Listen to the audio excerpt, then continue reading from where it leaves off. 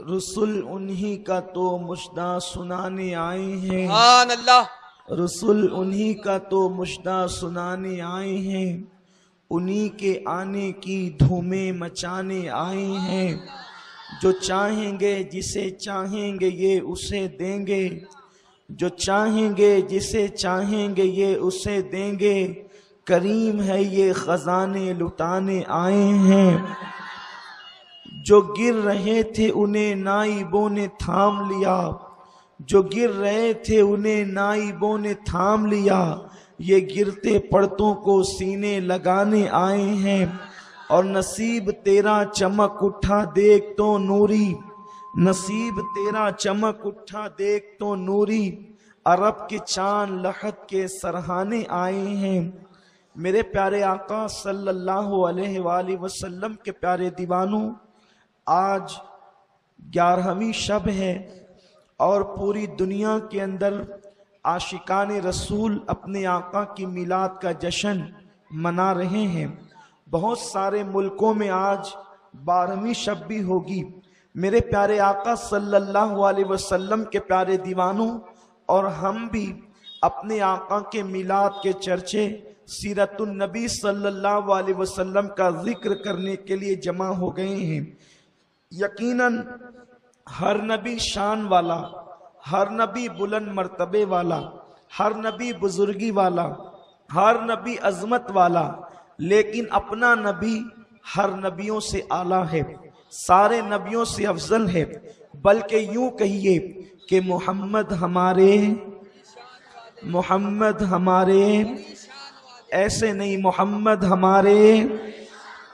मेरे प्यारे आका अलैहिस्सलाम के प्यारे दीवानों, वो कैसी शान वाला है जिसकी शान कुरान यूं बयान करता है, क़द जाअकुम बुरहानुम मिन रब्बिकुम, के मोहम्मद शान वाले रसूल अल्लाह की दलील बन कर के आए, अल्लाह की बुरहान बन कर के आए, खुदा की वहदानियत का सबूत बन कर के आए, खुदा की तख्लीक का शाहकार बन कर के आए। मेरे प्यारे आका सल्लल्लाहु अलैहि वसल्लम के प्यारे दीवानों, जो शान वाला रसूल है उसका आना भी बेमिसाल है और उसका जाना भी बेमिसाल है। मेरे प्यारे आका सल्लल्लाहु अलैहि वसल्लम के प्यारे दीवानों, वो आते हैं तो कुरान कहता है, लक़द जाअकुम रसूलुन मिन अनफुसिकुम, कि तुम्हारे पास, तुम्हारे दरमियान वो शान वाला रसूल आया। मेरे प्यारे आका सल्लल्लाहु अलैहि वसल्लम के प्यारे दीवानों, लक़द जाअकुम रसूलुन फरमाकर उनकी अजमत के डंके कुरान बयान करता है। और जब वो नबी जाते हैं तो कुरान कहता है, सुब्हानल्लज़ी अस्रा बिअब्दिही लैलम मिनल मस्जिदिल हराम इलल मस्जिदिल अक़सा। गोया कि उनका आना बेमिसाल, उनका जाना बेमिसाल, उनकी आमद के वाक़यात तो आपने सुने होंगे और आप सुनेंगे इंशाअल्लाह। लेकिन आज की महफिल हुजूर के मासूम बचपन के हवाले से है। आइए मैं अपने नबी का मासूम बचपन बयान करूं ताकि लोगों को पता चल जाए। मेरे प्यारे आका सल्लल्लाहु अलैहि वसल्लम के प्यारे दीवानों, आप जानते होंगे, आप किसी भी वजीर आजम की जिंदगी को उठा करके देखें, आप सदर जमहूरिया की जिंदगी को उठाकर देखें, आप बड़े बड़े उलमा की जिंदगी को उठाकर देखें, बड़े बड़े मुफक्किरीन की जिंदगी को उठाकर देखें, आपको पता चलेगा आज जो लोग माइक पर बड़ी घन गरज के साथ तकरीरें करते हैं या जिनका फतवा बहुत ज्यादा एतमाद की नजर से देखा जाता है, वो संजीदा कब हुए हैं? पढ़ने लिखने के बाद संजीदा हुए, शऊर पर पहुंचने के बाद संजीदा हुए, जवानी पर पहुंचने के बाद संजीदा हुए। बचपन देखें, कोई पतंग उड़ाता था, बचपन देखें कोई साइकिल की वालकिल्ली खोल लिया करता था, बचपन देखें कोई साइकिल गिरा दिया करता था, बचपन देखें कोई साइकिल लेकर के जाता तो वो 1 घंटे वाली साइकिल 50 पैसे देकर लेकर के जाता और दिन भर घुमाता और पता नहीं कहां फेंक करके आता। आप कहेंगे या अल्लाह, जिसे हम इतना बड़ा मुफ्ती समझते हैं वो बचपन में इतना ऐसा था, लेकिन उसको कोई ऐब नहीं तसव्वुर करता, उसको ऐब ऐब नहीं समझता, इसलिए कि बचपन होता ही लाउबाली है, बचपन होता ही लाउबाली है, बचपन होता ही शरीर है, इसलिए बचपन की बातें बहुत ज्यादा एतमाद के काबिल नहीं होती। आप देखें, आज अगर कोई वजीर आजम है तो उसका बचपन देखें कि बचपन के अंदर वो बच्चों के साथ खेलते खेलते कभी बाप को एक किक भी मार दिया करता था, ये बचपना हुआ करता है। लेकिन कुर्बान जाएं, मेरा नबी कैसा नबी है, मेरा आका कैसा आका है। अरे उनके बचपन को देखते हैं तो लोगों का बचपन ऐसा नजर नहीं आता, मेरे मुस्तफा का बचपन जैसा नजर आता। मोहम्मद हमारे कैसा हसीन बचपना है कि लोग बुढ़ापे में पहुंचकर इतने संजीदा नहीं होते जितना मेरे हबीब का बचपन संजीदा है। इसलिए हम नबी का बचपन बयान करते हैं। आम तौर पर किसी का बचपना जो बड़े हो जाते बयान नहीं किया जाता, इसलिए कि कभी कभी किसी को कोई मुजद्दिद कहता है तो उनका बचपन ऐसा था कि वो अपने बड़े भाई के सर पर बचपने में पेशाब कर देते थे। बचपना ऐसा था, कभी मंडप को आग लगा देते थे। बचपना ऐसा था, कभी मामू के बर्तन में कुत्ते का पिल्ला डाल देते थे। बचपन ऐसा था। हमारे नहीं है वो, हमारे मुजद्दिद की बात अलग है, लेकिन बात बचपन की है। बचपना बयान किया जाता है। अल्लाह अकबर। जरूरी नहीं कि जो जवान होकर शरीफ हो, जरूरी नहीं कि जो जवान होकर शरीफ हो वो बचपन में भी शरीफ हुआ करता है। लेकिन कुर्बान जाएं, अल्लाह अल्लाह वो बचपने की भवन, अल्लाह अल्लाह वो बचपने की भवन, उस खुदा बाकी सूरत पे लाखों सलाम। अपने नबी का बचपन कैसा था, कुर्बान जाएं, अल्लाह अकबर। इसीलिए आप किसी के बचपन को उन्वान बना नहीं सकते, क्योंकि बचपन में इंसान कुछ भी करता है। लेकिन मेरा नबी वो नबी है, मेरा आका वो आका है जिसके बचपन को भी मुस्तकिल उन्वान बनाया जाता है। और फिर अंदाजा लगाओ, जब नबी का बचपन ऐसा है तो नबी की जवानी कैसी होगी, नबी के ऐलान नबूवत के अय्याम कैसे होंगे। आइए हम शुरू करते हैं नबी के बचपन से। हालांकि मेरी अकीदत इस बात को आवाज दे रही है कि मैं हुजूर की विलादत भी बयान करूं, लेकिन मैं कल इंशाअल्लाह मिलाद के मौके पर जब रात में 4 बजे हम बयान करते हैं मरकज पर, तब उस वक्त तो उसको बयान करेंगे। आज वादे के मुताबिक नबी का बचपन बयान होगा, इसलिए कि लोग नबी को आम बशर की हैसियत से पेश करना चाहते हैं। हम नबी का बचपन इसलिए बयान कर रहे हैं ताकि तुम्हारे दिल में नबी पाक की अजमत बैठ जाए, आका अलैहिस्सलाम की ताजीम बैठ जाए, क्योंकि कुरान ने ईमान के बाद तुमसे ताजीम रसूल का मुतालबा किया है। अल्लाह अकबर। अपने आका का बचपन कैसा था। मदीने मक्का मुकर्रमा के अंदर मेरे रसूल की पैदाइश हुई है, आका करीम की विलादत हुई है। जिस सुबह को मेरे नबी की विलादत हुई, उस सुबह एक यहूदी जो है वो मक्के वालों से पूछता था, कुरैश से बनी हाशिम से पूछता था, ए बनी हाशिम, ए बनु कुरैश, क्या तुम्हारे घर में किसी के यहाँ बच्चा पैदा हुआ है, क्या तुम्हारे घर में किसी के यहाँ बच्चा पैदा हुआ है। लोगों ने कहा, ओ बंदे, बच्चे तो हमारे यहाँ हमेशा पैदा होते हैं, लेकिन तूने कभी ना पूछा कि तुम्हारे यहाँ बच्चा पैदा हुआ है, आज तू क्यों पूछता है। देखो गौर करो, बहुत खास बात अर्ज करने जा रहा हूँ, और मैं ये वो रिवायत पढ़ रहा हूँ जिसको इब्ने कसीर जैसा भी लिखने पे मजबूर है। मैं ये वो बात बयान कर रहा हूँ जिसको शिया सुन्नी और हर मकतबे फिक्र के आलिम ने लिखा है कि जिस दिन आका की पैदाइश हुई, मक्के वालों को नहीं पता कि कौन आया है, मक्के वालों को नहीं मालूम कौन आया है। एक यहूदी है जो घर घर पहुंच करके पूछता है, आज क्या तुम्हारे यहाँ कोई बच्चा पैदा हुआ। लोगों ने कहा, बच्चे तो रोज पैदा होते हैं, बच्चे तो हमेशा पैदा होते हैं, आज तू क्यों पूछता है कि बच्चा पैदा हुआ। उस यहूदी ने कहा कि मैंने आसमानी किताबों में पढ़ा है कि नबी की पैदाइश पर एक तारा तुलू होता है, वो तारा मैंने आज तुलू होते हुए देखा है, वो तारा मैंने आज तुलू होते हुए देखा है। तो मैं समझ गया कि आज नबी पैदा हुआ है, तभी तो वो तारा तुलू हुआ है। अब मुसलमानों बताओ, लोग हमसे पूछते हैं ये चिरागा करने का सबूत कहां से है। हम कहते हैं इसी हदीस से है, इसी रिवायत से है, इसी वाक़े से है। क्यों? जब लोग पैदा होते हैं तो अल्लाह तारे तुलू नहीं करता, लेकिन जब नबी पैदा होता है तो नबी की पैदाइश पर अल्लाह मखसूस तारा तुलू फरमाता है। आप बताएं, जब वो खुदा होकर नबी की विलादत पे चरागा करता है, तो हम बंदे होकर अगर नबी की पैदाइश पर चरागा करें तो ये कैसे गुनाह की बात हो सकती है? बताओ, तारे से रोशनी होती है कि नहीं होती है? तारे से चमक होती है कि नहीं होती है? और वो यहूदी कह रहा है कि मैंने वो तारा देखा जो नबी की पैदाइश पर तुलू होता है। पता चला कि तारे रोज रोज, हर तारा रोज रोज नहीं चमकता, बल्कि कुछ तारे ऐसे हैं जिसको खुदा छुपा करके रखता है और वो सिर्फ नबी की पैदाइश के वक्त तुलू होता है। पता चला औरों की पैदाइश और है और नबी की पैदाइश और है, इसीलिए तो तारा तुलू हुआ। अच्छा, उस यहूदी को कैसे पता चला कि तारा नबी की पैदाइश पर तुलू होता है? उसने बताया कि मैंने तौरात में पढ़ा है। उसने बताया कि मैंने तौरात में पढ़ा है। तौरात में पढ़ा है, क्या पढ़ा? कि जब आखिरी नबी पैदा होगा तो एक मखसूस तारा तुलू होगा। इसी पैदाइश के जिक्र को मिलाद कहते हैं। अब आप मुझे बताएं कि जब तौरात में नबी का मिलाद लिखा गया है, तौरात में रसूलुल्लाह का मिलाद लिखा गया है और बयान करने वाला अल्लाह है और लाने वाले मूसा है, तब आप मुझे बताएं जब मूसा भी मिलादी है और खुदा भी मिलाद बयान करता है तो मिलाद मनाना बिदअत कैसे हुआ?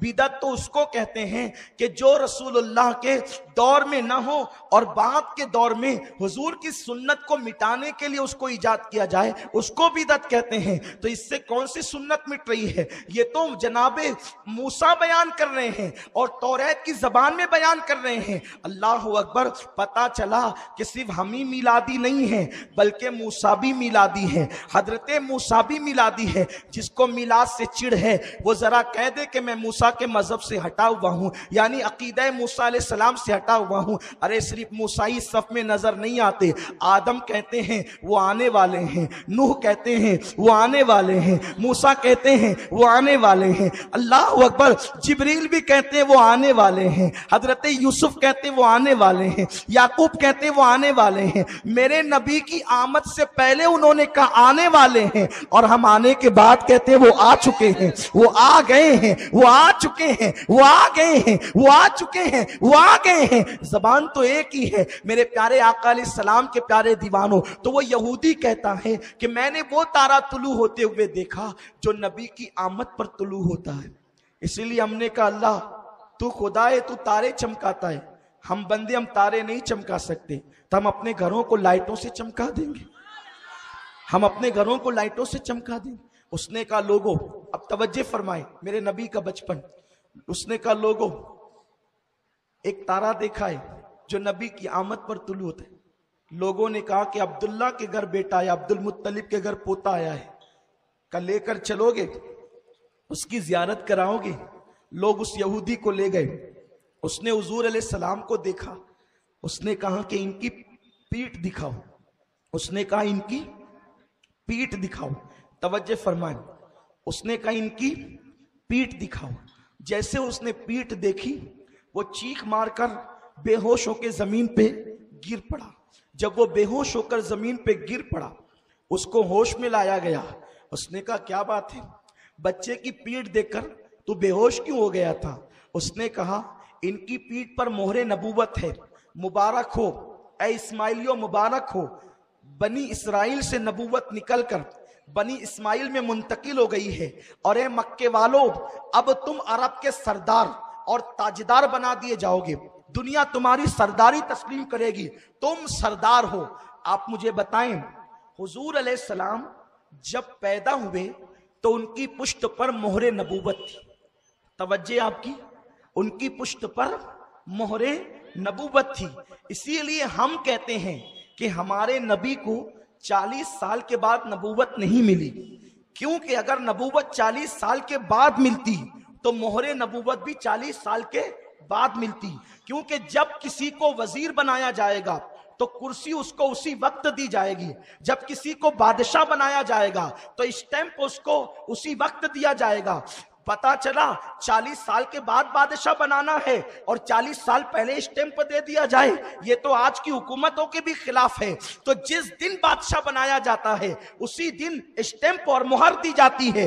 अल्लाह अकबर। तो मेरे अल्लाह ने मेरे रसूल को पैदाइशी तौर पर नबी बना करके भेजा, इसीलिए तो मुहर भी अता फरमाई, मुहर भी दे करके भेजी। जो लोग ये कहते हैं कि 40 साल के बाद नबूवत मिली, जरा वो सबूत तो पेश करें कि फिर ये मोहरे नबूवत क्यों थी। अच्छा एक बात बताऊं कि कंपनी का जो है वो की अशिया ना हो और कंपनी की मुहर उस पर लग जाए, ये कैसे हो सकता है? ऐसा तो नहीं कि बच्चा बड़ा होकर के 12वीं पास करेगा और पैदा होने के दिन ही उसको 12वीं का रिजल्ट और सर्टिफिकेट दे दिया जाए, ये लीजिए आप एसएससी के डिग्री होल्डर हैं, एचएससी के डिग्री होल्डर हैं। बताओ ऐसा हो सकता है? नहीं नहीं, जिस दिन आदमी डिग्री वाला होता है उसी दिन उसको डिग्री की सनद दी जाती है। तो हुजूर अलैहिस्सलाम मोहरे नबूवत पैदाइशी तौर पर लेकर आए थे और वो कोई ढकी छुपी चीज नहीं थी, बल्कि उसको यहूदियों ने भी देखा, मुशरिकीन ने भी देखा, तभी तो कहा कि ये मोहरे नबूवत लेकर के आया है। और अल्लाह अकबर। इसी पे बस नहीं, मेरे रसूल की अम्मी फरमाती है जब वो पैदा हुए तो पेशानी को जमीन पे रख करके कहा रब्बे हबली, रब्बे हबली, बोले रब्बे हबली, अल्लाह मेरी उम्मत को बख्श, उम्मती मेरी उम्मत को बख्श दे। आप मुझे बताएं, अगर किसी से पूछे भाई तेरे बच्चे कितने हैं, वो कहेगा कि है तो 5 लेकिन अभी शादी नहीं हुई, होने वाले हैं। ऐसा हो सकता है? बोलो कोई बच्चा पैदा होने से पहले बाप बन सकता है? बोले बोले बन सकता है? नहीं बन सकता। बाप किसे कहते हैं? बोलो जिसके बच्चे होते हैं। अच्छा अगर कोई ये कह दे, जैसे हाफिज गुफरान साहब कह दें कि मेरे 2 बच्चे हैं, मेरे 2 बच्चे हैं, मैं कहूं मेरे 3 बच्चे हैं, कोई कहे मेरे 5 बच्चे हैं, फिर आप पूछेंगे अच्छा सैयद साहब आपके 3 बच्चे हैं तो क्या आपकी शादी हो गई? तो हम झुंझला करके कहेंगे कि क्यों आपके मोहल्ले में कोई शादी से पहले अब्बा बनता है? और जो शादी से पहले अब्बा बनता है क्या वो स्टेज पर कहता है कि मैं 3 बच्चों का बाप हूं? अरे वो तो छुपाएगा छपाएगा तो नहीं। जिसकी शादी के बाद बच्चे होंगे वो फक्र से कहेगा कि मैं इतने बच्चों का बाप हूं। इसका मतलब अगर मैंने आकर के ये कह दिया कि मेरे इतने बच्चे हैं तो आपको ये पूछने की जरूरत नहीं पड़ेगी कि आपकी शादी कब हुई।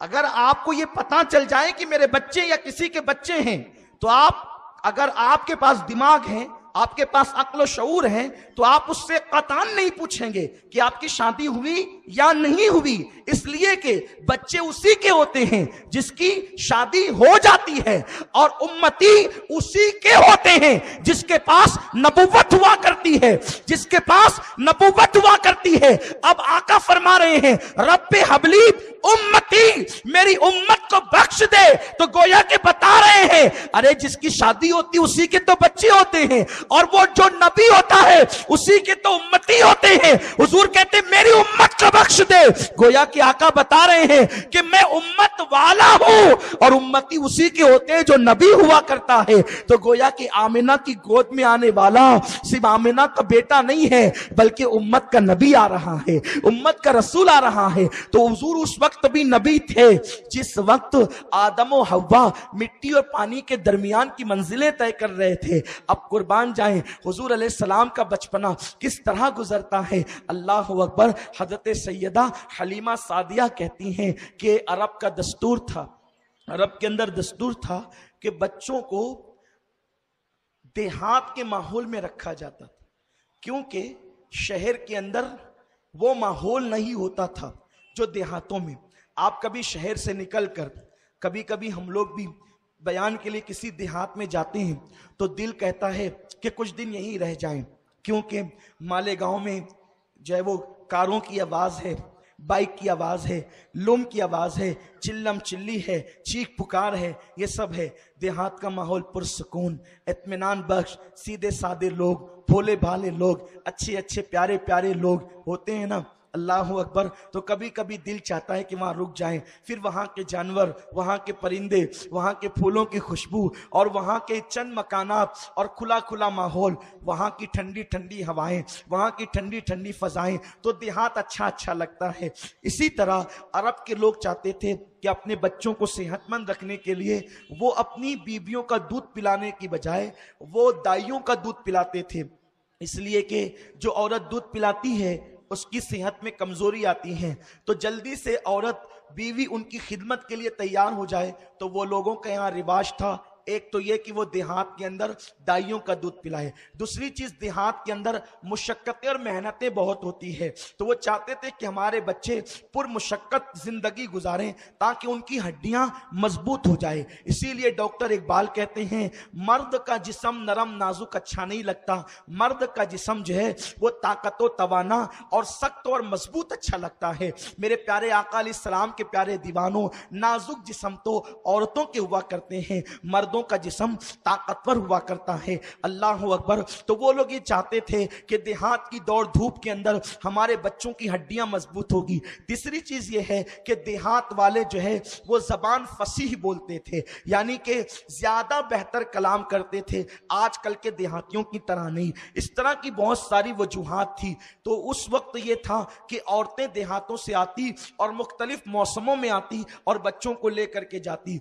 हलीमा सादिया कहती है कि मेरा ताल्लुक कबीले हवाजन से था, और ये जो हलीमा थी ये मजहब के एतबार से ईसाई मजहब रखती थी, ये बनु हवाजन से ताल्लुक रखती थी और ये सादिया कबीले से ताल्लुक रखती थी और इसका नाम हलीमा था।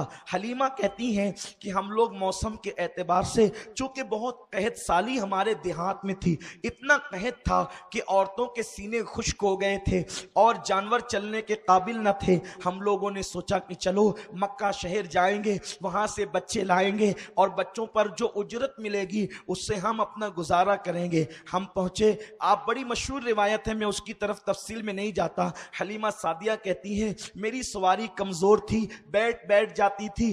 काफले वालों ने मुझे कहा हलीमा हम तेरे लिए रुक नहीं सकते, इसलिए हम चले, और वो छोड़कर मुझे चल दिए। वो पहले पहुंचे, पहले पहुंचने के बाद उन्होंने मालदार घरानों के बच्चे ले लिए और उसके बाद जब वो लेकर के निकलने लगे तब मैं अपनी ऊँटनी को लेकर, अपनी सवारी को लेकर के चली। मेरा जो काफला था वो 4 नफरी काफला था, एक मेरा शौहर, एक मेरा बेटा अब्दुल्ला जो मेरा दूध पीता था, एक मेरी बेटी शीमा। इस तरह से ये 4 नफरी काफला जब मक्के की जमीन पे कदम रखता है, चेहरे पीले पीले थे, आंखें अंदर अंदर को थी, कपड़े फटे पुराने थे, गुर्बत जाहिर थी, इसलिए पहले लोग बच्चे तो दे ही चुके थे, लेकिन जो बचे कुछ बच्चे थे वो अपनी गुर्बत की वजह से कोई देने के लिए तैयार न था। आखिरकार जो लोग आए वो ले गए। उसके बाद मेरी मुलाकात अब्दुल मुत्तलिब से हुई। अब्दुल मुत्तलिब के बारे में मुझे पता चला कि इनके यहाँ एक पोता है और उनके यहाँ एक बच्चा है, मैं वहां जाकर के मांग लाऊं। अब्दुल मुत्तलिब से मेरी मुलाकात हुई।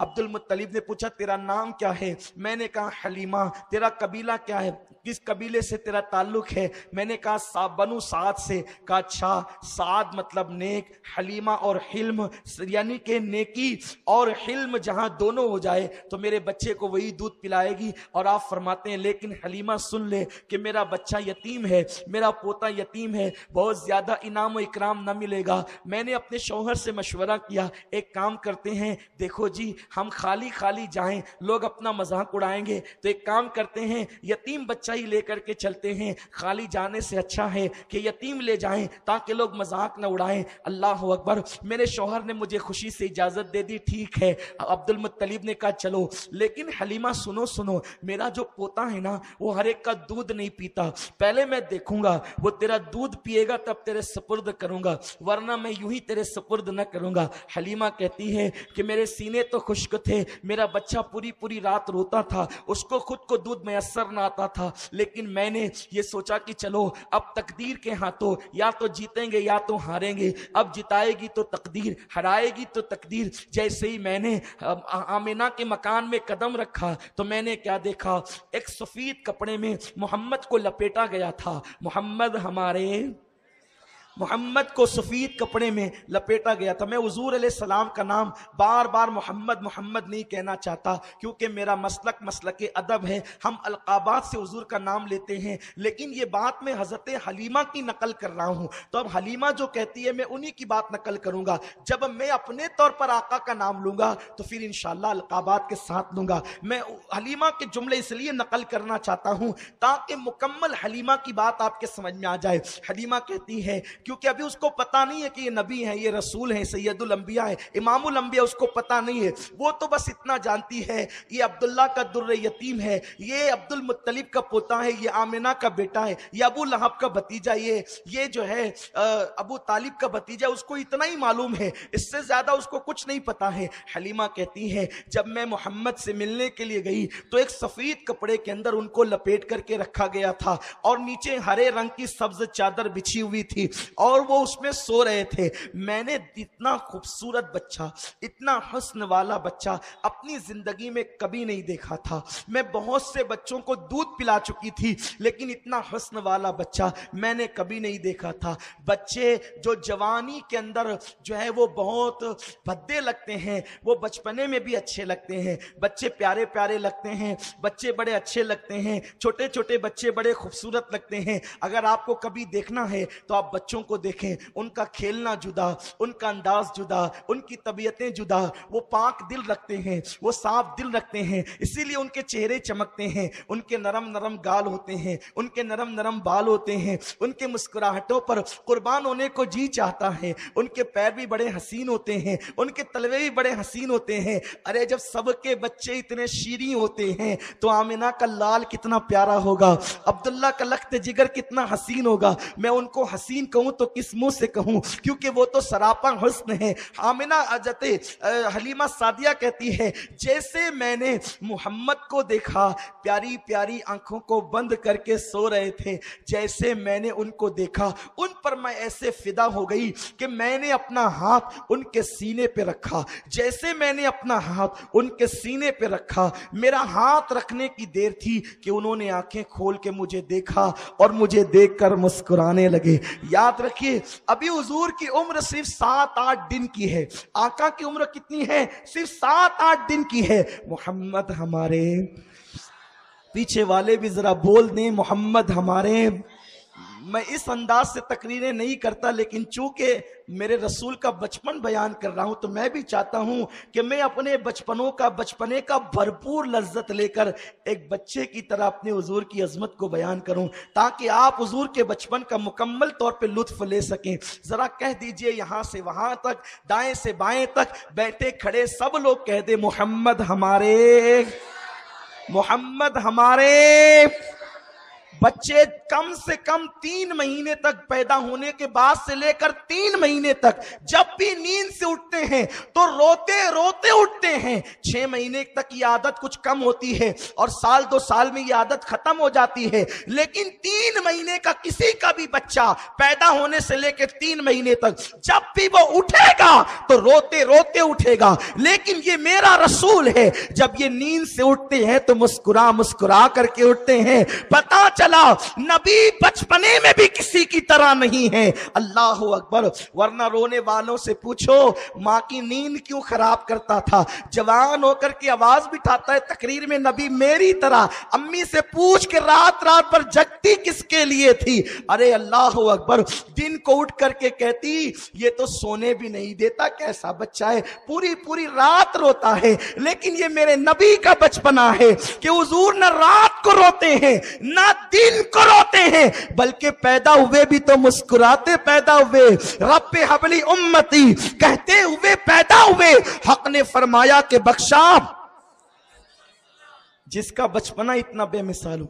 अच्छा जितनी बातें कर रहा हूं हवा में नहीं, किताब से कर रहा हूं। जिसको शक हो किताब देखे, और उन लोगों की किताब जिनको बुखारी के शारहीन होने का शरफ हासिल है, उन लोगों की किताब जिनको लोग मुहक्किक अलल इतलाक कहते हैं, उनकी किताब जिनको रोजाना रसूलुल्लाह का दीदार नसीब होता था, उन किताबों से मैं बयान कर रहा हूं हुजूर अलैहिस्सलाम का बचपन। लेकिन हलीमा कहती है अभी चंद दिन के पैगंबर हैं, हाथ रखा तो उठा, आंखें खोली मुस्कुरा दी। जिसकी तस्की से रोते हुए हंस पड़े। उस तबस्सुम की आदत पे लाखों सलाम।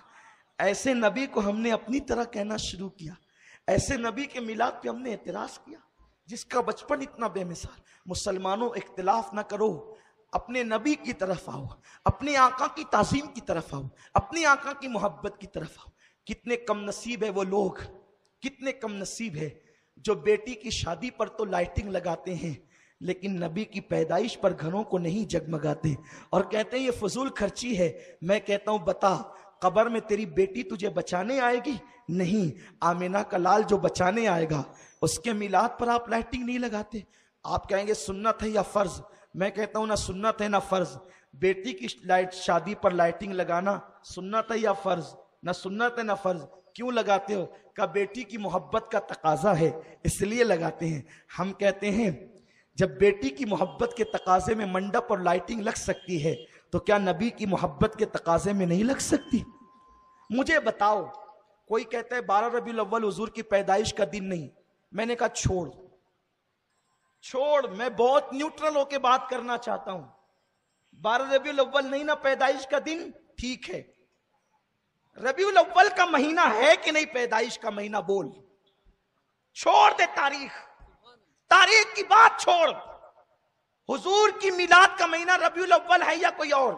इस पर तो सबका इत्तेफाक है कि रबीउल अव्वल ही के महीने में हुजूर की पैदाइश हुई।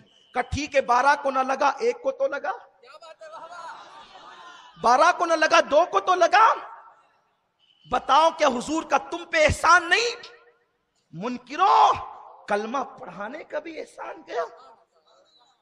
ठीक है ना, अगर हम 12 को लगाते हैं ये हमारी अपना मामला है, लेकिन मिलाद के महीने पर तो सबका इत्तेफाक है, सबका इत्तेफाक है।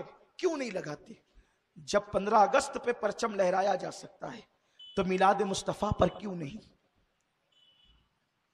15 अगस्त पर तो इतनी पाबंदी से हम भी लगाते, हम इनकार नहीं करते। 15 अगस्त को यौम आजादी हम मनाते, मनाने की बात करते हैं, लेकिन छोटी छोटी 10 बाय 10 की ऑफिस होती है तो वहां भी परचम कुशाई होती है और नबी की मिलाद पर बिल्डिंग भी खाली खाली। इसका मतलब यह है कि आपके दिल में नबी के लिए मोहब्बत का कोई गोशा नहीं है। जहां मोहब्बत होती है आप सब करते हैं। मेरे भाई, मैं सिर्फ आपको समझाना चाहता हूं, मेरा मकसद सिर्फ ताज़ीम रसूल बताना है। मैं चाहता हूं कि जिस नबी का तुम कलमा पढ़ते हो उस नबी की मोहब्बत बच्चे बच्चे के दिल में पैदा हो जाए। बस इसीलिए हम ये बातें करते हैं, वरना हमें क्या किसी से लेना है। अरे ये मुकद्दर की बात है, कोई बेटे का बर्थडे मनाता है, कोई रसूलुल्लाह का मिलाद मनाता है। कौन से मसलक में बेटे की पैदाइश पे मालेगांव में पेड़े नहीं बढ़ते? मौलवी के घर बेटा पैदा हुआ तो पेड़े बढ़ते हैं, मुफ्ती के घर पैदा हुआ तो पेड़े बढ़ते हैं। अरे नादान, इलेक्शन में कोई जीते तो पेड़े बढ़ते हैं, नबी की आमद पर नहीं बढ़ सकते? नबी की आमद पर नहीं बढ़ सकते? सोचो तो सही। अब बताइए, मुझे किसी की तरफ नहीं जाना, सिर्फ आपको समझाना है। इलेक्शन में पेड़ा क्यों बटा? इसलिए कि आपको इलेक्शन जीतने की खुशी हुई, तभी तो बटा पेड़ा। बेटे की आमद पे पेड़ा क्यों बटा? क्योंकि बेटे की पैदाइश पर आपको पता चला जिसको जब खुशी होती है वो मिठाई तकसीम करता है। तुझे बेटा पैदा होने पे खुशी होती है, हमें 12 रबीउल अव्वल के दिन नबी की आमद पर खुशी होती। अच्छा, मेरा कॉलर पकड़ लिया आपने, तो क्या नबी हर साल पैदा होते? आप हर साल पेड़ा बांट रहे हैं सैयद साहब, आप हर साल लाइटिंग लगा रहे हैं और लगाने की बात करते हैं, तो क्या हर साल नबी पैदा होते हैं? मैंने कहा इतनी दूर की कौड़ी न लाओ, वो तो बोलो हर साल शबे कदर मनाते हो कि नहीं मनाते? शबे कदर वो रात है, शबे कदर वो रात है कि सब मनाते हैं, सब मनाते हैं कि नहीं मनाते? और कुरान भी है, इन्ना अंज़लनाहु फी लैलतिल क़द्र वमा अदराका मा लैलतुल क़द्र, है ना? क्यों ये शबे कदर है? इसलिए कि इन्ना अंज़लनाहु फी लैलतिल क़द्र, इसमें क्या नाजिल हुआ? कुरान नाजिल हुआ। मैं कहता हूं 1450 साल से हर साल शबे कदर मना रहे हो, सब मनाते हैं, क्या हर साल कुरान नाजिल होता है? आप कहेंगे हर साल कुरान नाजिल नहीं होता, कुरान तो एक ही बार नाजिल हुआ, लेकिन हम साल उसके आमद का जश्न मनाते हैं। तो जब कुरान एक बार आए, हर साल उसका जश्न मनाया जा सकता है, तो साहिब कुरान भी एक मर्तबा आया, लेकिन हर साल उनका जश्न मनाया जाता है। आप बात कीजिए, ईमान ताजा कीजिए। दूर जाने की, मैं बहुत दूर नहीं जाता, फिर हम अपने उन्वान की तरफ आते हैं। हलीमा सादिया कहती है, मैंने हाथ रखा, आंखें खोलकर हुजूर ने, आंखें खोल के हुजूर ने मुस्कुरा दिया। हुजूर मुस्कुराए, कहती है मैं तो बल बल जाने को जी चाहा, मैंने उठाया मोहम्मद को, उनकी अम्मी की इजाजत के बगैर उठाया, इसलिए कि हंसे क्या, गोया कि मेरा दिल छीन लिया, गोया कि मेरा दिल ले लिया, अब मेरे पहलू में मेरा दिल न रहा, गोया कि मैं मोहम्मद की गुलाम हो गई। मैंने उठाया, मोहम्मद को सीने से लगाया, मेरे सीने खुश्क थे, इसलिए कि मेरा बेटा पूरी पूरी रात रोता था, उसको दूध पीना नसीब ना होता था। जैसे मैंने मोहम्मद को सीने से लगाया, मोहम्मद का सीना मेरे सीने से मिल गया, तो मेरे सीने के अंदर दूध की नहर जारी हो गई। मोहम्मद हमारे नबी का बचपन, ये अल्लाह अल्लाह, वो बचपने की फबन, उस खुदा बाती सूरत पे लाखों सलाम। कहती मेरा सीना दूध से भर गया। अल्लाह अकबर। हलीमा का सीना पहले खुश्क किया, फिर दूध से हुजूर की कदमों की बरकत से भर दिया। क्यों भर दिया? ए हलीमा, जब मेरा महबूब जवान हो जाए तो तू कमर पे हाथ रख कर या सीना तान कर ये न कहना, मोहम्मद याद कर मेरा एहसान कि मैंने तुझे दूध पिलाया। अगर दूध न पिलाती तो तू इस तरह जवान होता। क्योंकि कभी कभी मां नाराज होती है तो कहती है भूल गया दूध का एहसान, अगर दूध न पिलाती तो मर जाता, दूध न पिलाती तो बिलकता, दूध न पिलाती तो तेरी हड्डियां इतनी मजबूत ना होती। अल्लाह को मंजूर न था कि मेरे हबीब पर कोई एहसान जताए। अल्लाह ने कहत मुसल्लत करके पहले हलीमा को खुश्क किया और नबी का सीना लगने के बाद उनके सीने को भर दिया, ताकि हलीमा को बता दे, हलीमा तू मेरे महबूब को नहीं पाल रही है, मेरा महबूब तो तुझे पालता हुआ नजर आ रहा है। मोहम्मद हमारे, सुभान अल्लाह, मेरे आका का बचपना कैसा बचपना है, कैसा हसीन। अब हलीमा कहती है मैंने दाईं तरफ से दूध पिलाना शुरू किया, पिया, मेरा बच्चा मेरा शौहर लेकर खड़ा हुआ था।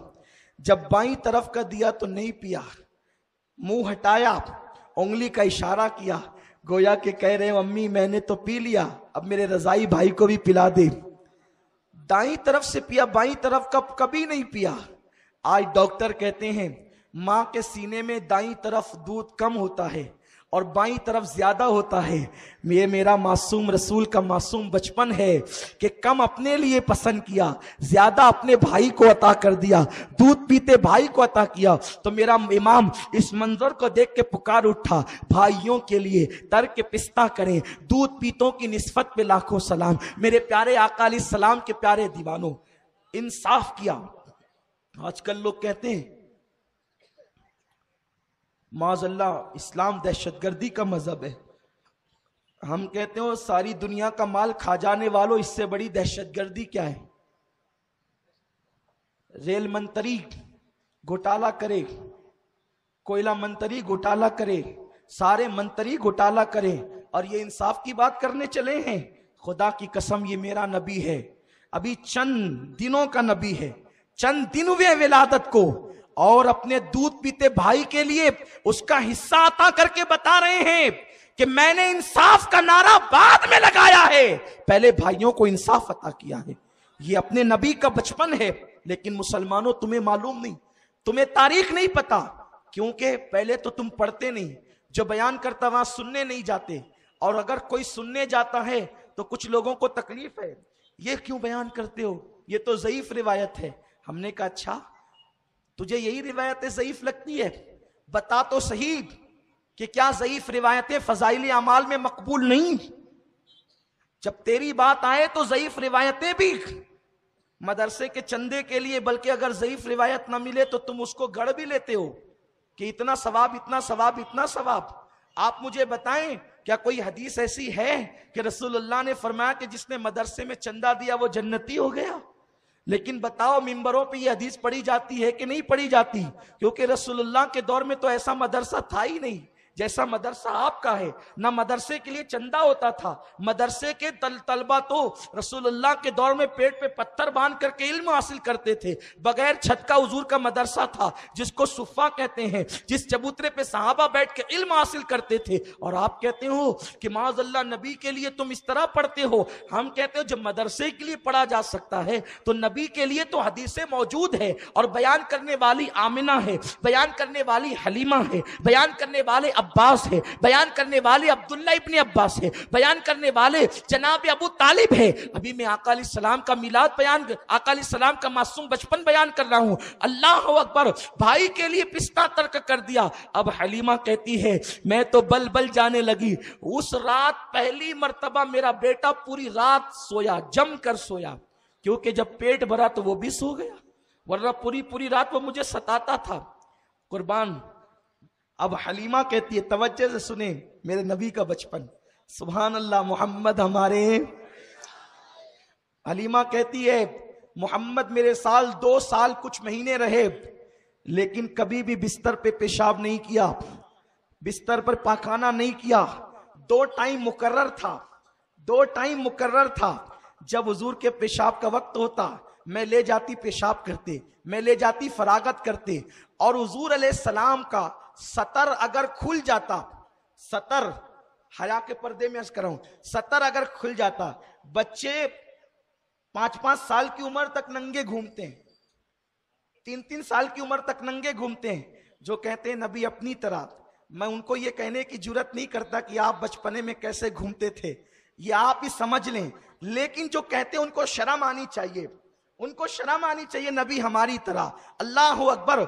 मेरे रसूल के बारे में हलीमा कहती है कि हुजूर अलैहिस्सलाम का सतर मैंने कभी नहीं देखा, बल्कि मैंने तो ये देखा अगर सतर से चादर हट गई तो कोई डालने वाला नजर नहीं आता था, बल्कि चादर खुद ब खुद उनके सतर पर डल जाती थी।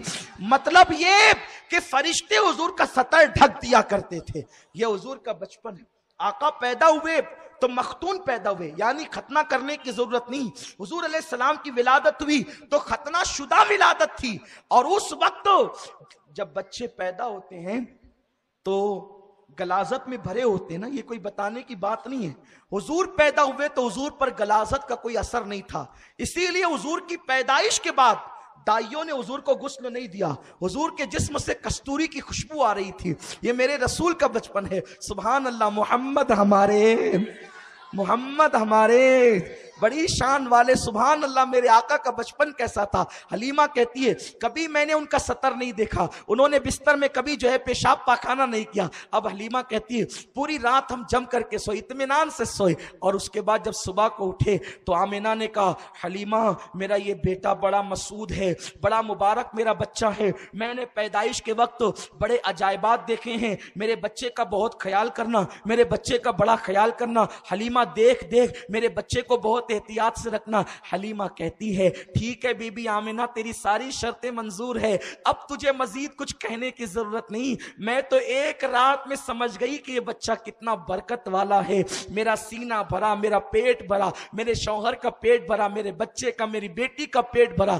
अब सुबह हुई तो उसके बाद मैंने कहा अब अच्छा मैं चलती हूँ। हलीमा कहती है मैंने सोचा मैं गरीब हूँ, पता नहीं मक्के कब आऊंगी, एक काम करते हैं चलते चलते काबे का तवाफ कर लेते हैं। अल्लाह अकबर। हलीमा कहती है मैंने नन्हे से पैगंबर मोहम्मद को अपनी गोद में लिया, और गोद में लेने के बाद मैं काबे का तवाफ करने चली। इस मंजर को मैं तसव्वुर में देख रहा हूं। आप भी मक्के में आज से 1450 साल पहले, बल्कि 1500 साल पहले मक्के की जमीन पर पहुंच जाए और तसव्वुर में लाए, एक जवान औरत है, एक नन्हे से 8-10 दिन के बच्चे को गोद में लेकर के काबे का तवाफ करने चली है। हलीमा कयामत तक औरतें तवाफ करेगी, कयामत तक मर्द तवाफ करेंगे, कयामत तक बच्चे और बूढ़े तवाफ करेंगे, लेकिन तेरी तरह तवाफ अब कोई नहीं कर सकता, इसलिए कि काबे का काबा तू अपनी गोद में लेकर तवाफ करने चली है।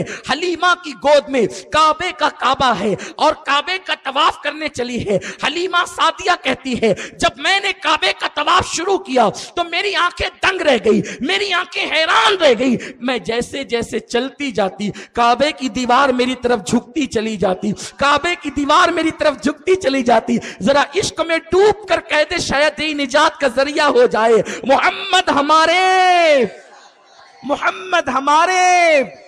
हलीमा कहती जैसे जैसे मैं जिधर जाती काबे की दीवार झुकती चली जाती। मैं हैरान थी, या अल्लाह ये कैसा बरकत वाला बच्चा है कि काबे की दीवार मेरी तरफ झुकती है। मैंने 7 चक्कर मुकम्मल किए। दिल में ख्याल आया, हलीमा तू भी काबे में लगे हुए हजर अस्वद को चूम ले और इस बच्चे को भी जरा बोसा दिलवा दे ताकि बरकत वाले की बरकतें और बढ़ जाए। हलीमा कहती है मैंने चूमने से पहले सोचा इस बच्चे को काबे का बोस का हजर अस्वद का बोसा दिलवा दूं। जैसे मैंने सर को सहारा दिया और मैंने कमर को सहारा दिया और मोहम्मद को हजर अस्वद के करीब किया, इससे पहले कि मैं मोहम्मद को हजर अस्वद चुमवा दूं, मेरी आंखों ने क्या देखा, हजर अस्वद अपनी जगह से निकलता है और मोहम्मद के होठों को चूम कर अपनी जगह पर चला जाता है। मोहम्मद हमारे, मोहम्मद हमारे। अब मैं आज इस मसले को हल कर देता हूं। कोई पत्थर चूमा नहीं जाता, कोई पत्थर ऐसे नहीं, सर्दी नहीं लग रही है, कोई पत्थर मेरे करीब आए देखें मुझे पसीने आ रहे हैं, कोई पत्थर, इसलिए कि इश्क की गर्मी जहां होती है तो फिर बड़ा मजा आता है।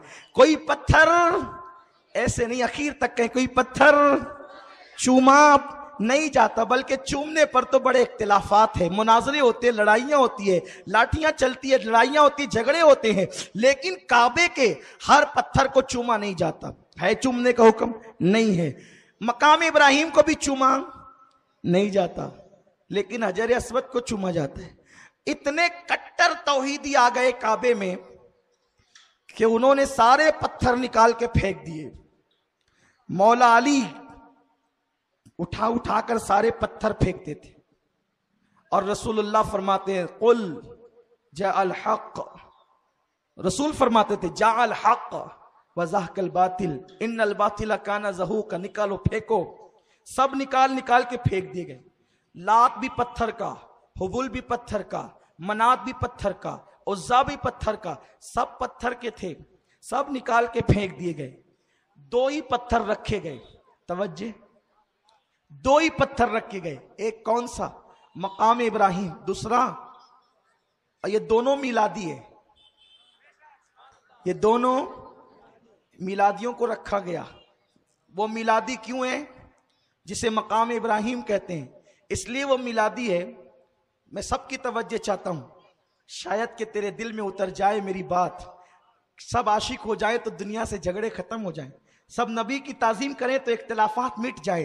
कितना अच्छा वो दिन होगा जब सारे मुसलमान मुत्तहिद हो जाएंगे नबी की मोहब्बत में, नबी की अजमत में। काश के वो दिन अल्लाह हमें दिखा दे, लेकिन लोग ऐसा होने नहीं देंगे, इसलिए कि तकदीर के कातिब का कलम चल चुका है। आशिक और गुस्ताख अलग अलग किए जा चुके हैं। हल यस्तविल लदीना, अल्लाह पाक इरशाद फरमाता है हल यस्तविल लदीना यालमून वल लदीना ला यालमून, जानने वाले और अनजाने बराबर बराबर नहीं है। ला यस्तवी अस्हाबुन नारे व अस्हाबुल जन्ना, जन्नती और जहन्नमी दोनों बराबर बराबर नहीं है। अल्लाह ने छांट दिया है, अलग कर दिया है। बहरहाल ये मकाम इब्राहिम, ये वो पत्थर है। जब हजरत इब्राहिम काबा बना रहे थे तो ये काम करता था लिफ्ट का, ये काम करता था, जैसे जैसे दीवार ऊपर जाती वैसे वैसे ये पत्थर भी ऊपर जाता। तो जब काबा बना रहे थे इब्राहिम, तो तब इब्राहिम के नक्शे कदम इस पत्थर पे पड़े थे? बोलो नहीं। क्यों? क्योंकि वो पत्थर मैंने देखा है, बहुत गौर से देखा है, बार बार देखा है अल्हम्दुलिल्लाह। उसमें पैर इतना धसा हुआ है कि इतना गहराई है उसके अंदर, इतनी गहराई, इस कदर गहराई है। अल्लाह आप सबको नसीब फरमाए देखना। तो अगर वो पत्थर काबा बनाते वक्त कदम इब्राहिम अपने अंदर ले लेता तो इब्राहिम अलैहिस्सलाम को दिक्कत होती, पैर अंदर फंस जाता, पैर अंदर फंस जाता, फिर वो निकालने डालने में गोया के तकलीफ होती। इसलिए काबा बनाते वक्त हजरत इब्राहिम के कदम उस पत्थर पर, जब तक बनाते रहे काबा, वो पत्थर अपनी जगह वैसे ही रहा, सख्त के सख्त रहा, सख्त के सख्त रहा, उस पे हजरत इब्राहिम के कदम के नक्श नहीं पड़े। लेकिन जब काबा बन गया तो हजरत इब्राहिम ने दुआ की, अल्लाह मैंने ये काम कर लिया, इसको कबूल कर ले, रब्बना तकब्बल मिन्ना इन्नका अंतस समीउल अलीम, अल्लाह इस काम को कबूल कर ले। अल्लाह ने फरमाया इब्राहिम मेरे बंदे, मेरे खलील, तूने मेरे काम को मुकम्मल कर दिखाया, मैं तुझसे खुश हो गया, मांग क्या मांगता है? खलील मांग ले, क्या मांगता है? नबूवत थी, रिसालत थी, खुल्लत थी, बेटे भी थे, सब दे दिया था अल्लाह ने, मवेशी थे, माल था, सब था, बीवी थी दो दो, एक नहीं दो दो थी, और बात को और भी हुई। इरशाद हुआ मांग क्या मांगता है? तो जनाब इब्राहिम ने अर्ज की, अल्लाह मैंने सुना है कि मोहम्मद तेरा आखिरी नबी है और तेरा महबूब है और तू उसे आखिर में भेजेगा, और मौला वो तेरा हबीब है, तू उसे बहुत चाहता है सबसे ज्यादा। मेरी तमन्ना एक है, एक तमन्ना है कि तू मुझे मोहम्मद का दादा बना दे। तू जब मोहम्मद को भेज तो उनको मेरी नस्ल में भेजना, ताकि मुझे उनके दादा होने का शरफ हासिल हो जाए। तो जैसे इब्राहिम ने कहा ना, मुझे मोहम्मद का दादा बना दे, उनको पैदा कर तो मेरी औलाद में। जब नबी की मिलाद का जिक्र आया, नामे मोहम्मद आया, तो वो पत्थर नामे मोहम्मद सुनकर मोम की तरह नरम हो गया और उसमें इब्राहिम के कदम आ गए। कुदरत ने फैसला किया, वत्तखिज़ु मिन मकाम इब्राहिम मुसल्ला, अरे जो मेरे हबीब के नाम पे नरम हो जाए उसे उठाकर फेंका नहीं जाएगा, सारी कायनात का सर वहां ला करके झुकाया जाएगा, सबकी पेशानी वहां झुकाई जाएगी। तो जो नामे मोहम्मद पे नरम हो गया, जो नामे मोहम्मद पे नरम हो गया, झुक गया, सारी कायनात को वहां झुका दिया गया। और जो जाते मोहम्मद को चूम लेता है तो अल्लाह ने कहा सब निकाल कर फेंकवा दूंगा।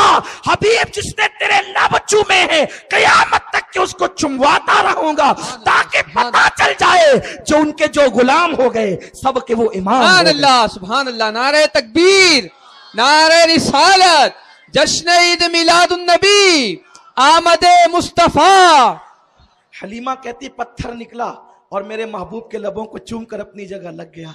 अब मैं तो सीने लगाकर बल बल जाने लगी कि ये कैसा है, हजर जिसको चूमता है अपने मौला की है बशान अजीम, जानवर भी करे जिनकी ताजीम, संग करते हैं अदब से तस्लीम, पेड़ सजदे में गिरा करते हैं, लब पे आ जाता है जब नामे जनाब, मुंह में घुल जाता है शहदे नायाब, वक्त में होके हम ए जा बेताब अपने लब चूम लिया करते हैं। अल्लाह अकबर, अल्लाह अकबर, कैसी शान वाला अपना रसूल है, अपने नबी की शान का है। हलीमा कहती है अब मैं अपनी ऊंटनी पर बैठी, जैसे मैं ऊंटनी पर बैठी मोहम्मद को गोद में लेकर, मेरा बच्चा मेरे शौहर के पास था, मोहम्मद मेरे सीने से लगे थे, इतने प्यार प्यार करने लगी थी कि अपना बच्चा भी शौहर को देती थी और मोहम्मद को अपने पास रखती थी। जरा देखे ना ये अपना नबी कैसी शान वाला है। कहती है अपनी ऊंटनी पर बैठी, मैंने एक अजीब मंजर देखा, ऊंटनी ने काबे की तरफ रुख किए और काबे की तरफ रुख करके उसने सजदा किया।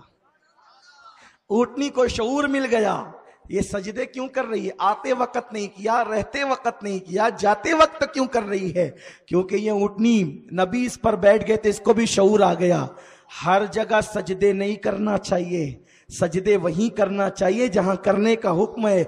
अरे नन्हा सा रसूल अगर जानवर पर बैठ जाए तो उसको भी सजदे का, शिर्क और तौहीद का शऊर मिल जाता है, तो इन गुलामों को शिर्क और तौहीद का शऊर नहीं मिलेगा।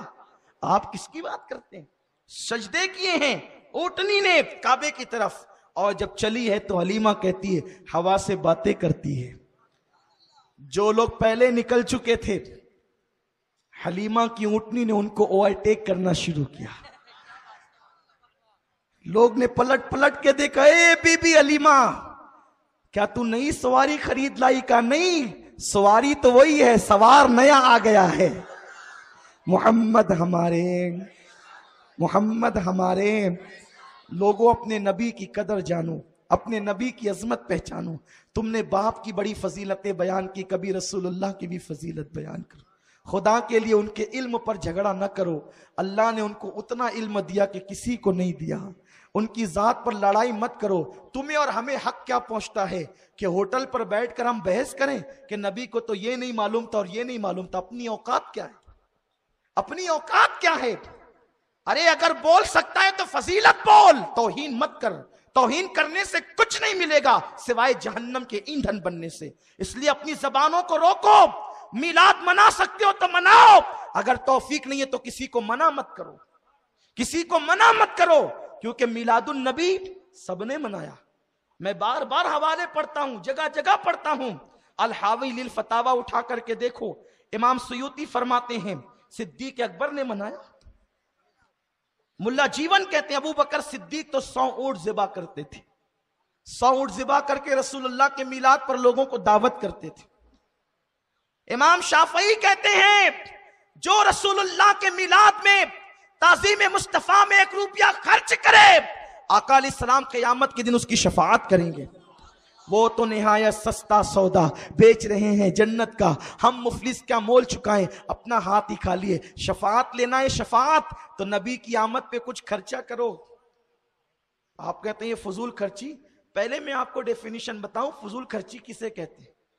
जो लोग मिलाद पे तकरीरें कर रहे हैं, पंपलेट बांट रहे हैं, झगड़ा लगा रहे हैं, उनसे कहता हूं लोगों थोड़ा सा सब्र कर लो। ये कौम चैरिटी टिकट हासिल करके फिल्म देखने जाती है, आप उनको नहीं रोकते।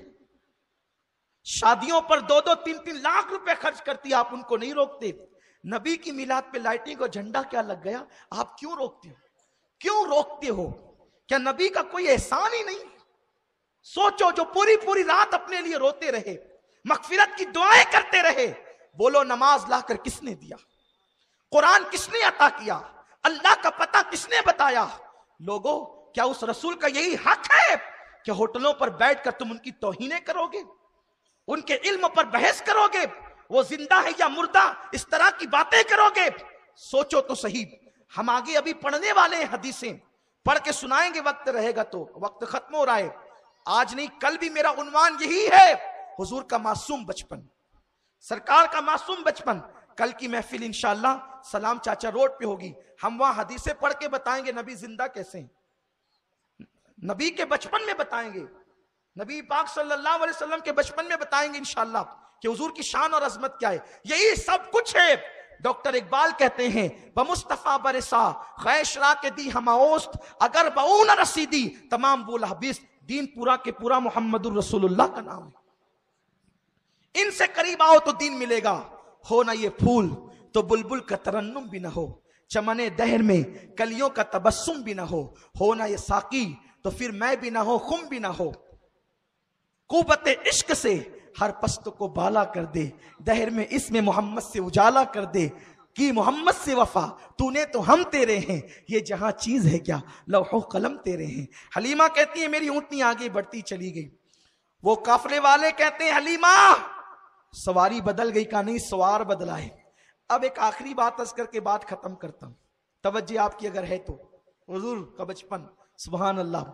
हलीमा कहती है मेरी ऊँटनी चली जा रही है, हवाओं से बातें करती जा रही है। ऐसे में 4-5 लड़कियां कुएं से नहाकर, कुएं पे नहाने के लिए गई थी, कुएं से नहाकर निकलती है। उनके गीले गीले बाल हैं, उनके बदन पर नहाने के असरात है, लेकिन उन लड़कियों की अभी शादी नहीं हुई है, अभी उनके निकाह नहीं हुए, वो मां नहीं बनी है।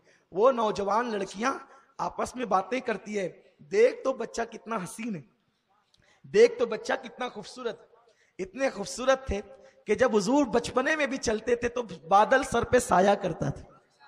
धूप हुजूर पे पड़ती नहीं थी, बादल साया करता। बादल साया कर रहा है और वो नौजवान लड़कियां कह रही है बच्चा कितना खूबसूरत है। बस इतना कहा और आपस में बातें करने लगी, काश हम भी बच्चे वाली माँ होती तो इस बच्चे को इसकी गोद से लेकर हम इस बच्चे को दूध पिलाने का शरफ हासिल करती। मेरा रसूल वो रसूल है, नहीं सुनता ही नहीं मांगने वाला तेरा, नहीं सुनता ही नहीं मांगने वाला तेरा। उन लड़कियों ने जैसी बातें की, काश कि हम माँ वाली होती, काश कि हम माँ होती, बच्चे वाली होती तो इस बच्चे को दूध पिलाती। कितना खूबसूरत बच्चा है। हलीमा कहती इतना सुनना था कि रसूल मोहम्मदुर रसूलुल्लाह, चूंकि ये मिलाद उन्होंने उस वक्त बयान की है जब हलीमा कलमा पढ़ चुकी थी। हलीमा कलमा पढ़ के मुसलमान हो गई थी। जब मैं जन्नतुल बकी में माँ हलीमा की कब्र पे जाता हूँ तो कहता हूँ हलीमा तो कितनी खुशनसीब है कि तेरी गोद में मेरे आका ने परवरिश पाई। तूने लोरियां दी है, तूने लोरियां दी है, मेरे लगते जिगर सो जा, हलीमा लोरी देती है, मेरे नूरे नजर सो जा। हलीमा लोरी, जिसकी लोरियां सुनकर मेरे रसूल सोए हैं वो हलीमा सादिया है। हलीमा कहती है कि जैसे ही उन्होंने सुना काश कि हम भी बच्चे वाली मां होती तो हम इस बच्चे को दूध पिलाने का शरफ हासिल करती। कहते हैं मेरी गोद से उन्होंने उछलना शुरू किया और उन बच्चियों की गोद में जाने की तमन्ना करने लगे। ऊँटनी मेरी थम गई, उनके इरादे पर मेरी ऊँटनी रुकती भी थी और चलती भी थी। जब वो उछलने लगे तो ऊँटनी रुक गई। मैंने सोचा कि इनकी गोद में जाना चाहते हैं, उछले मेरी गोद से और जिस कुंवारी लड़की की गोद में वो पहुंचे, अल्लाह ने उसके सीने में रसूल के लिए गिज़ा पैदा फरमा दी और हुजूर ने उसका दूध पिया और गोया कि हलीमा को बता दिया, हलीमा मुझ पे तेरा कोई एहसान नहीं, अगर मैं चाहूं तो कंवारियों से भी मैं गिज़ा हासिल कर सकता हूं। ये मेरे नबी की शान है, मोहम्मद हमारे। इंशाअल्लाह कल तशरीफ लाएं। इसके आगे का हुजूर का बचपना मजीद कैसा था, हम आगे का हुजूर का बचपना बयान करेंगे। 6 या 8 साल तक का बचपना हम कोशिश करेंगे, अगर कल जल्दी माइक मिल जाता है और आप कल जल्दी आ जाते, कल की बड़ी बरकत वाली रात है, अगर आप कल जल्दी आ जाए, बैठ जाओ, बैठ बेटा बैठ, ऐसा मत करो, आदत हो गई आप लोगों को उठने की, बैठ बैठ, हुजूर की महफिल। अगर कल आज जल्दी से मौका मिला और आप जल्दी आ गए, बहुत बरकत वाली रात है। इस रात के बारे में बुजुर्गों ने लिखा है कि हुजूर की पैदाइश की रात शबे कद्र से भी अफजल है। इसलिए अफजल है, शबे कद्र में फरिश्ते आए हैं और कुरान आया है, और शबे मिलाद में साहिब कुरान आया है, फरिश्तों से अफजल रसूल आया है। सुभान अल्लाह। तो कल अगर आप जल्दी आ जाते हैं तो जल्दी गुफ्तगू शुरू करेंगे ताकि हुजूर का बचपन आपको मुकम्मल पता चल जाए। तो कल 10 बजे तक तो सलाम चाचा रोड पे महफिल होगी और 12:12 पर मरकज पर हर साल जो पूरी रात महफिल सुबह बहारा होती है, इंशाअल्लाह ये महफिल मुबारक भी होगी और फजर तक ये महफिल चलती है। पूरी रात उसमें नातें पढ़ी जाती है और ऐन जो हुजूर अलैहिस्सलाम की आमद का वक्त है, उस वक्त तो फ़कीर का बयान होता है कि हुजूर कैसे तशरीफ़ लाए, हुजूर की मिलाद कैसे हुई, और वो दुआओं की कबूलियत का वक्त होता है। तो आप उसमें भी तशरीफ़ लाएं, उम्मीद है कि आप तशरीफ़ लाएंगे। और साथ ही साथ एक ऐलान ये है कि 27 अप्रैल को, जी सॉरी माफ़ कीजिए, 27 दिसंबर को, वो अप्रैल का जो अपने इज्तिमा का जो ऐलान, 27 दिसंबर को इंशाअल्लाह इतवार के दिन शीरपुर की सरजमीन पर सुन्नी दावत इस्लामी का एक रोज़ा इज्तिमा है जो सुबह 10 बजे शुरू होकर रात 10 बजे ख़त्म होगा। उस इज्तिमा में शिरकत के लिए हुजूर मुफक्किर इस्लाम हज़रत अल्लामा कमरुज़्ज़मा खान साहब क़िबला आज़मी तशरीफ़ ला रहे हैं और साथ ही साथ हुजूर अमीर सुन्नी दावत इस्लामी भी होंगे, बुलबुल बाग़ मदीना कारी रिजवान साहब भी होंगे। आपसे गुजारिश है कि बड़ी तादाद में आप शिरकत करें और कल के इज्तिमा में ज़रूर आएँ। आपकी बिगड़ी बनेगी इंशाअल्लाह। कल की मुबारक रात में दुआएं कबूल होगी और हो सके तो अपने घर पे थोड़ा सा कोई लाइट जला दें ताकि पता चले कि ये मुसलमान का घर है, ये मुसलमान का घर है, इतना पता चल जाए।